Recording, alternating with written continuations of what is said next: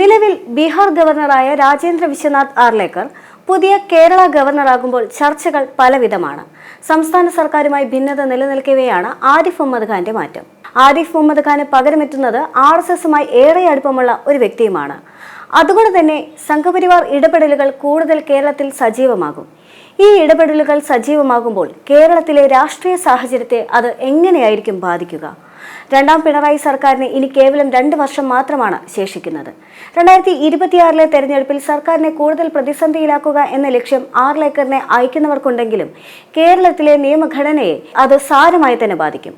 സർക്കാരിനെതിരെയുള്ള BJPയുടെ ഒളിയമ്പിൽ സന്തോഷിക്കുന്ന കോൺഗ്രസിന് അത് വലിയ വെല്ലുവിളിയുമാകും. ഈ സാഹചര്യത്തിൽ കേരളത്തിലെ നിയമഘടന തന്നെ തകർക്കപ്പെടാൻ സമ്മതിക്കരുത് എന്നത് കോൺഗ്രസിന്റെ കൂടി ഉത്തരവാദിത്തമാണ്. ആരിഫ് മുഹമ്മദ് ഖാൻ സർവകലാശാല നിയമങ്ങളിലൂടെ സർക്കാരിനെ പ്രതിസന്ധിയിലാക്കുമ്പോൾ ആർലേക്കറിലൂടെ BJP ലക്ഷ്യം വെക്കുന്നത് ക്രൈസ്തവ വോട്ടുകളും സർവകലാശാലകളുടെ പൂർണ്ണ നിയന്ത്രണവുമാണ്. രാജേന്ദ്ര ആർലേക്കർ BJP സർവകലാശാലകളിൽ പയറ്റിയ തന്ത്രങ്ങൾ കേരളത്തിൽ യഥാർത്ഥത്തിൽ ആരിഫ് മുഹമ്മദ് ഖാന്റെ ചിന്തയിൽ പോലും വരാത്തവയുമാണ്. പുതിയ ഗവർണർ എത്തുമ്പോൾ CPMന്റെ നിലപാട് കണ്ടറിയാം എന്നതാണ്. ആ നിലപാട് CPM സ്വീകരിക്കുമ്പോൾ K സുരേന്ദ്രൻ മുൻപേ തരുന്ന ഒരു മുന്നറിയിപ്പുണ്ട്. നിങ്ങൾക്ക് ശരിക്കും അറിയില്ല പുതുതായി വരാൻ പോകുന്ന ആർലേക്കർ എന്നാണ് അദ്ദേഹം പറയുന്നത്. അദ്ദേഹത്തിന്റെ ആ പറച്ചിൽ വെറുതെയല്ല. സർവകലാശാലകളിൽ നേരിട്ടെത്തി അധ്യക്ഷത വഹിക്കുകയും ഓഡിറ്റിംഗ് നടത്തുകയും ചെയ്ത വിഷയങ്ങളിൽ ബീഹാറിൽ മുഖ്യമന്ത്രിയുമായി നിരന്തരം കലഹിച്ചിരുന്ന വ്യക്തിയാണ് ആർലേക്കർ. അതേ വ്യക്തി കേരളത്തിലെ സർവകലാശാലകളിലും പ്രവർത്തനങ്ങളിലും എങ്ങനെ ഇടപെടും എന്ന ആശങ്ക ഒരു തരത്തിൽ ഇടതുപക്ഷത്തിനുണ്ട്. എന്നാൽ ഇപ്പോൾ കലക്കവെള്ളത്തിൽ നിന്നും മീൻ പിടിക്കാനിരിക്കുന്ന കോൺഗ്രസിനെ സംബന്ധിച്ച് അത് വലിയ തിരിച്ചടിയുമാകും. കാരണം 2026 സർക്കാർ ഉണ്ടാക്കാനുള്ള ചർച്ചയിൽ മുഴുകിയ കോൺഗ്രസിന് ഇടതിനേക്കാൾ വലിയ പ്രതിപക്ഷമായി മാറുക സ്വാഭാവികമായും പുതിയ ഗവർണർ തന്നെയാകും.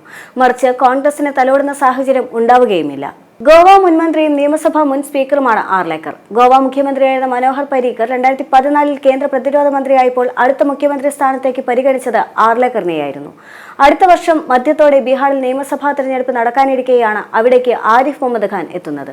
കേരളത്തിലെ ഗവർണർ ആകുന്നതിന് മുൻപ് 2 കൊല്ലത്തിൽ താഴെ BJPയിൽ പ്രവർത്തിച്ച ബന്ധം മാത്രമാണ് ആരിഫ് മുഹമ്മദ് ഖാനുള്ളൂ. ചെറുപ്പത്തിലെ RSS ശിക്ഷണം കിട്ടി വളർന്ന ഗോവക്കാരനായ ആർലേക്കറിന് കേരളം നന്നായി അറിയാം. അതുകൊണ്ട് തന്നെ രാജ്ഭവനുമായുള്ള ബന്ധം ഊഷ്മളമാകുമെന്ന വലിയ പ്രതീക്ഷയൊന്നും ഭരണ നേതൃത്വം വെച്ചു പുലർത്തുന്നില്ല. എങ്കിലും കടുകിട വിട്ടുവീഴ്ചയില്ലാത്ത പ്രാകൃതമുള്ള ആരിഫ് മുഹമ്മദ് ഖാന്റെ അത്ര പോരാട്ടവീര്യം കാണിക്കില്ല എന്ന പ്രതീക്ഷയിലാണ് CPM ഉള്ളത്.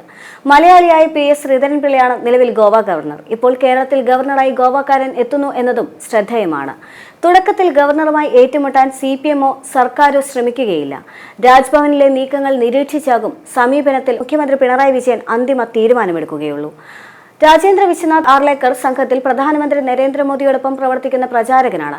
ക്രിസ്ത്യൻ ഭൂരിപക്ഷമുള്ള ഗോവയിൽ BJPയെ അധികാരത്തിലെത്തിച്ച നേതാക്കളിൽ പ്രധാനിയാണ് അദ്ദേഹം. 2002 പാർട്ടിക്ക് വേണ്ടി സംസ്ഥാനത്ത് അക്കൗണ്ട് തുറന്നത് ആർലേക്കറുടെ ത്രസിപ്പിക്കുന്ന വിജയത്തിലൂടെയായിരുന്നു.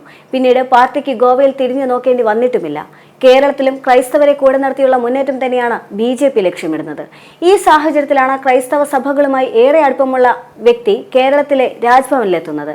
കേരളത്തിലെ രാഷ്ട്രീയത്തിൽ അത് ചലനമുണ്ടാക്കുമെന്ന് തന്നെയാണ് BJPയുടെ വിലയിരുത്തൽ. മാത്രമല്ല എന്നും വിവാദങ്ങൾക്കൊപ്പം സഞ്ചരിച്ച നേതാവ് കൂടിയാണ് ആർലേക്കർ. ബ്രിട്ടീഷുകാർ ഇന്ത്യ വിട്ടത് സത്യാഗ്രഹ സമരം നടത്തിയതുകൊണ്ടല്ല, ജനങ്ങൾ ആയുധമെടുത്തതുകൊണ്ടാണ് എന്നതായിരുന്നു ആർലേക്കറുടെ വിവാദപരമായ അവസാനത്തെ പ്രസ്താവന. JNU വിദ്യാർത്ഥി നേതാവായിരുന്ന കനയ്യകുമാറുമായി ബന്ധപ്പെട്ട സംഭവങ്ങൾക്കിടയിൽ അഭിപ്രായ സ്വാതന്ത്ര്യത്തിന്റെ പേരിൽ എന്തും പറയാനാവില്ല എന്ന പരാമർശവും ആർലേക്കർ നടത്തിയിരുന്നു. ബീഹാർ ഗവർണർ ആയിരിക്കുമ്പോൾ സർവകലാശാല ഭരണവുമായി ബന്ധപ്പെട്ടുകൊണ്ട് നിതീഷ് കുമാർ സർക്കാരുമായും ആർലേക്കർ കൊമ്പുകോർത്തിരുന്നു. 1 വർഷത്തിന് ശേഷം നിയമസഭാ തെരഞ്ഞെടുപ്പ് നടക്കാനിരിക്കുന്ന കേരളത്തിൽ കേന്ദ്ര സർക്കാരിന്റെ താൽപര്യം മുൻനിർത്തിക്കൊണ്ട് തന്നെയാണ് ആർലേക്കർ എത്തുന്നത്. കേരളത്തിലെ സർവകലാശാലകളിലും ആർലേക്കർ ഇടപെടുമെന്ന കാര്യം ഉറപ്പു തന്നെയാണ്. ഗവർണർമാരെ ഉപയോഗിച്ചുകൊണ്ട് പ്രതിപക്ഷ പാർട്ടികൾ ഭരിക്കുന്ന സംസ്ഥാനങ്ങളിൽ മോദി സർക്കാർ നടത്തുന്ന ഇടപെടലുകൾ കേരളം, തമിഴ്നാട്, ബംഗാൾ തുടങ്ങിയ സംസ്ഥാനങ്ങളിൽ തുറന്ന ഏറ്റുമുട്ടലിലാണ് കലാശിച്ചിട്ടുമുള്ളത്.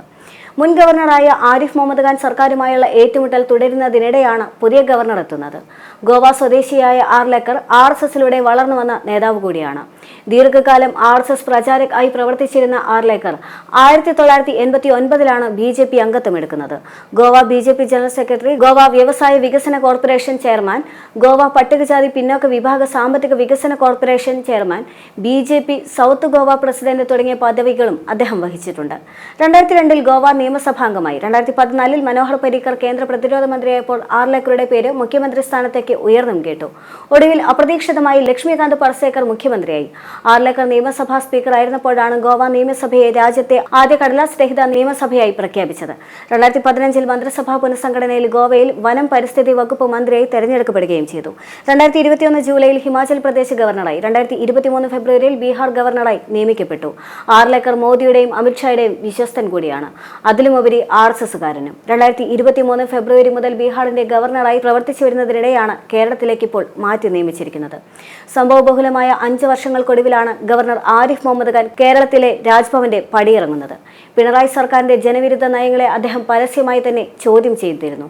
സർക്കാരിന്റെ ഉന്നത വിദ്യാഭ്യാസ രംഗത്തെ ഇടപെടലുകൾ, പിൻവാതിൽ നിയമനങ്ങൾ, അഴിമതി, അക്രമരാഷ്ട്രീയം, ധൂർത്ത് എന്നിവയെ അദ്ദേഹം ചോദ്യം ചെയ്തിരുന്നു. SFIയുടെ നയങ്ങളെ തെരുവിൽ ഇറങ്ങി തന്നെ നേരിടുകയും ചെയ്തു. കേരളത്തിലെ യഥാർത്ഥ പ്രതിപക്ഷ നേതാവായിരുന്നു ആരിഫ് മുഹമ്മദ് ഖാൻ എന്ന് പോലും വിലയിരുത്തപ്പെടുന്ന സന്ദർഭവുമുണ്ടായിരുന്നു. ആ സ്ഥാനത്തേക്കാണ് ഇപ്പോൾ ആർലേക്കർ എത്തുന്നത്.